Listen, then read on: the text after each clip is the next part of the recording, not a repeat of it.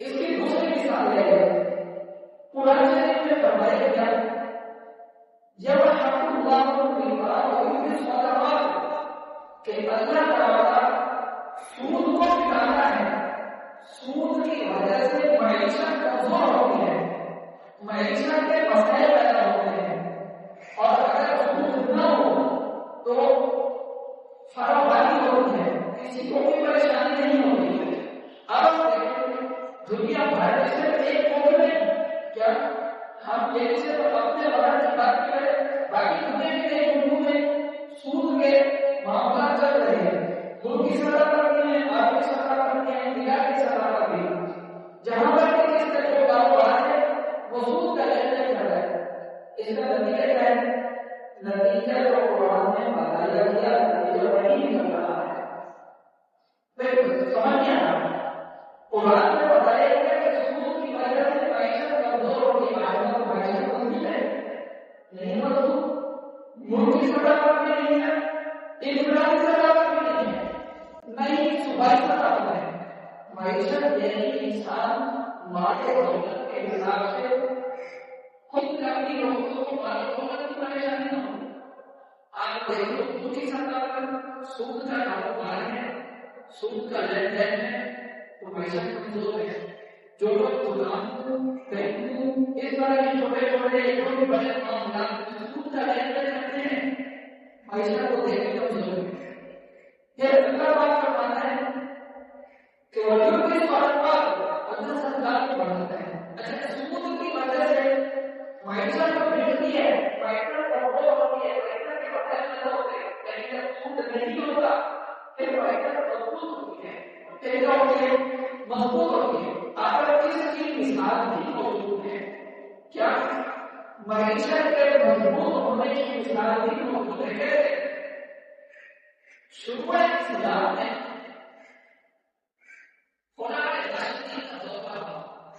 قرآن راشدین کے بعد حضرت عمر بن عبدالعزیز جو معاشرے خلیفہ راشد ہیں ان کا زمانہ آیا. ان کے زمانے میں ان کا خلافت کا زمانہ کیسا ہے؟ کتنا سال کا زمانہ؟ 2.5 سال کا خلافت کا زمانہ ہے حضرت عمر بن عبدالعزیز کا. انہوں نے اپنے پورے ملکی خلافت کے نظام کو دین کے مطابق چلایا کہ دین اسلام کے بتائے ہوئے طریقے کے مطابق چلایا.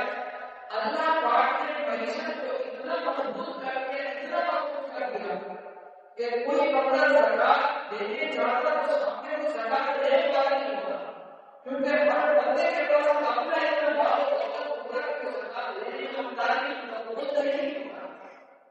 وہ زکات کا دینے کا مستحق ہی نہیں ہوتا. مثال کے طور پر زکات کس وقت حاصل ہوتی ہے؟ جس کے بعد نصاب ہے. آج سونے چاندی کی ہم قیمت دیکھیں کتنی قیمت ہے، 1 کلو کتنے لاکھ کا ہے، اور 7 کلو کتنے کا ہوگا، 12 کلو چاندی کتنے کا ہوگا. کیا ٹوٹل رقم ہوگی؟ اتنا اگر ایک بندے کے پاس ہوگا ہر بچے کے پاس ہوگا. یہ تو پیسہ مطلب نہیں ہے، موجود ہے. ہر بندے کے پاس اتنا مال دولت ہے کہ مجھے نہیں ہوتا ہے. حضرت عمر بن عبدالعزیز یہ زمانہ آیا ہر شخص اتنا مضبوط ہو گیا کہ وہ زکات کسی کو دینا چاہتا تو ہم نے وہ زکات کو نہیں ہوتا. تو یہاں سے دوسرے کا وہ نہیں لگتا کہ کیا ہے قرآن شریف کا بتایا قانون کا اصول کہ اللہ پاک سود کو بگاڑتا ہے اور حالات قرآن کے ساتھ بڑھاتا ہے. جب بن عبدالعزیز کے زمانے میں سود نہیں تھا تو معیشت مضبوط تھی. آج کے زمانے میں جب سود کا کاروبار ملکی یا عالمی سطح پر کرنے کے بعد میں پورے بھارت میں سود کا حساب کتاب ہے، پورے بھارت میں معیشت سود ہے. اگر کچھ لوگوں کو غلط فہمی ہے کہ دوسرے لوگوں میں معیشت مضبوط ہے اور آبادی مضبوط ہے، ایسے کو غلط فہمی ہے. پر ہم قرآن شریف دیکھ رہے کہ قرآن شریف نے ایک چیز کا بتایا ہے کہ اس کے مطابق آپ نے غلط نظر آتے ہیں، بالکل نظر آتے ہیں. 2 مثالیں پیش کی ہیں. ایک مثال یہ کہ سود کی وجہ سے اللہ پاک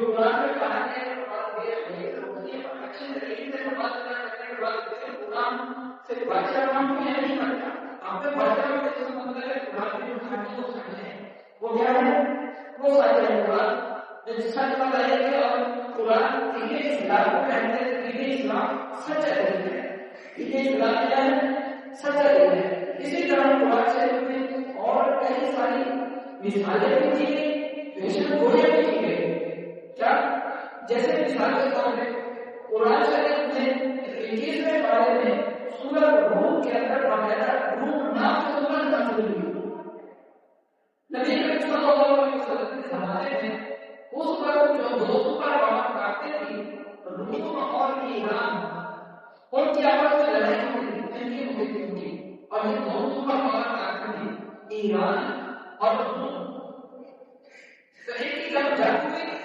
ایک فریق میں جیت گیا اور دوسرے ہار گئے ایران والے جیت گئے اور رومی ہار گئے تو ایسے مکہ کے جو دوسرے تھے وہ بدھو کی پوجا کرتے تھے اور ایران میں بھی اس وقت مجوسیوں کی حکومت ہوئی تھی جو آگ کی پوجا کرتے تھے تو مکہ کے کافر لوگ خوش ہونے لگے ایرانی جیتے اور روم والے ہارتے تھے روم والے کیوں ہارتے روم والے اسرائیل ہوتے تھے اور وہ ایسے اسلام تھے ان کے سامنے میں مشرکی خوش ہونے لگے اللہ پاک نے آیات نازل فرمائی نبی وہ في أرض قوم من بعد قليل سيغلبون آپ کبھی روٹی کھا پائیں گے اور ایرانی کو شکست ہوگی تو اس پر ایک حدیث جس کی وضاحت بھی کر سکتے ہیں یہ آیت کا ترجمہ سے پڑھا ہے پھر حضرت ابوبکر صدیق کے ساتھ ایک طالب شخص نے باقاعدہ شرط کی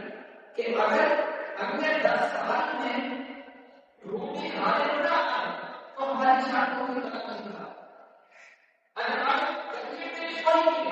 ابھی یہ جب کو جو روم کے خالے ہونے کی دیش کوئی نہیں ہوئی نہیں بتائیں گے کہ ایسا ہوگا 10 سال سے پہلے وہ ایسا ہوا رومی لوگ جیت گئے اور ایرانی ہار گئے تو نے بتایا کیا وہ بتائیں دیش کوئی وہ نشانی وہ دلیل ثابت ہوئی اسی طرح اچھا یہ 3 دلیل ہے چوتھی ایک دلیل اور قرآن شریف میں اللہ تعالیٰ نے ایک اشارت میں لکھا ہے کہ سماوات والارض یخلق ما یشاء یعلم من یشاء اناثا ویعلم من یشاء الذکور کہ زمین و آسمان کی بادشاہت اللہ دیتے ہیں یخلق ما یشاء اللہ تعالیٰ جو چاہتا ہے پیدا کرتا ہے ویعلم من یشاء اناثا اور جس کو چاہتا ہے اولاد میں بیٹے دیتا ہے وَيَعْلَمُ مَن يَشَاءُ الذُّكُورَ جس کو چاہتا ہے بیٹے دیتا ہے جس کو چاہتا ہے بیٹے دیتا ہے اچھا پھر فرمایا کسی آیت کا اگلا حصہ ہے اور یہ زمین کو راتوں کا علاقہ اور بعض کو دونوں دیتا ہے بیٹے بھی بیٹیاں بھی اور پھر فرمایا وَيَجْعَلُ مَن يَشَاءُ عَقِيمًا اور کسی کو بالکل باقی رکھتا ہے یہ اللہ پاک قرآن شریف میں فرمایا ہے آج ہم دیکھیں یہی چیزیں نظر آ رہی ہیں نہیں سمجھے کسی کے یہاں بیٹے ہیں تو بیٹیاں نہیں ہیں صرف اللہ پاک کے فیملی والے بیٹے ہی بیٹے ہیں کسی کے یہاں صرف بیٹیاں ہی بیٹیاں ہیں اور زیادہ تر بیٹے اور بیٹے دونوں ہیں ہاں کم ہوتا ہے ان کا پورا ایسے بھی لوگ ملتے ہیں جن کی کوئی اوقات نہیں ہے اچھا اب ہم اس کی ترتیب کو کہیں آیت کے ساتھ وجود کو آیت کی ترتیب کیا ہے فرمایا یقول آیت یقول من یشاء اناثا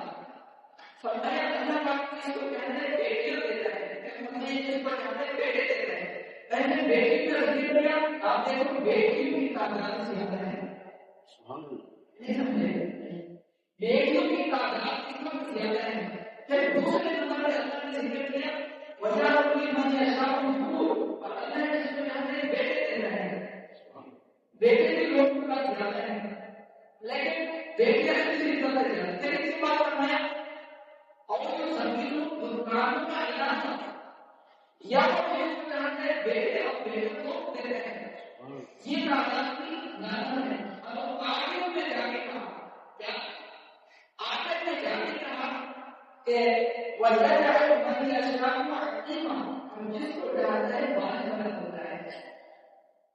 یہ بات والی یہ کیسے کام ہے؟ یہ کیا ہے؟ یہ کیسے کام ہے؟ جس کو آخر میں دیکھیں گے آخر میں ہے کہوں گی کہ نظر ہے کہ آیت میں ترتیب میں جس طرح بتائے ایک کو دنیا میں ہمیں یہی نظر آ رہا ہے. اب یہ چار دلیلیں ہوتی ہیں، ان دلیلوں کو دیکھ کر ہم کیا نتیجہ نکلے گے؟ نتیجہ یہ نکلے گا کہ قرآن میں جو بات بتائی گئی ہے وہ بالکل غلط ہے. وہ کیا ہے؟ فرق ہے. ہمارے اسلام میں دین کے اندر بتائے گا قبر کا عذاب بتاتے ہیں، کسی کو قبر ڈالتے ہیں ایسے جیسے بہت بہت پیار سب ترقی دیتے ہیں، اور کسی کو قبر ڈالتے ہیں. یہ دونوں مشاہدے ہمارے سامنے ہوتے ہیں. بعض اوقات ایسا ہوتا ہے کہ کوئی کمر 10 سال 20 سال 50 سال کے بعد کے اندر بولنے کا کمر خراب ہوتا ہے. کمر کرو کا بالکل صاف پہلے نظر آئے گا، اندر بھی صاف بھی تو سارے ہوگا.